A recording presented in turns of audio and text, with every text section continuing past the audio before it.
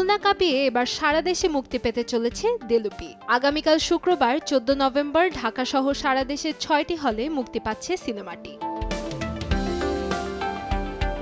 7 November খুলনায় দেলুপি মুক্তির মধ্য দিয়ে বড় পর্দায় অভিষেক হয়েছে পরিচালক মোহাম্মদ তাওকির ইসলামের।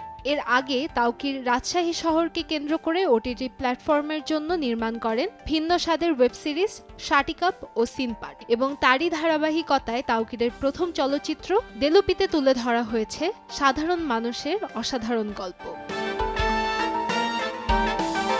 দেলুপিতে অভিনয় করেছেন চিরঞ্জিত বিশ্বাস, অদিতি রায়, রুদ্র রায়, মোহাম্মদ জাকির সহ আরও অনেকেই। তারা সকলেই খুলনার বিভিন্ন ইউনিয়নের বাসিন্দা।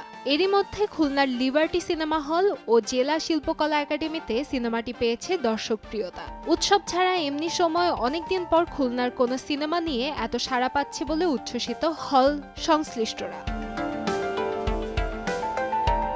ফুটপ্রিন্ট ফিল্ম প্রোডাকশন প্রযোজিত দেলুপি সিনেমার প্রচার কৌশল ছিল চোখে পড়ার মতো।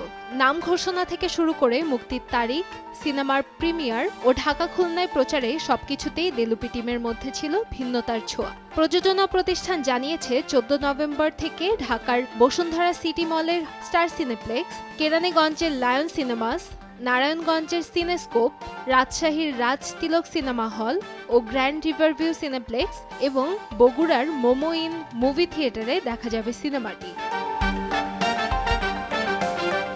কান্তাময়ী স্নেহা, সময় সংবাদ, ঢাকা।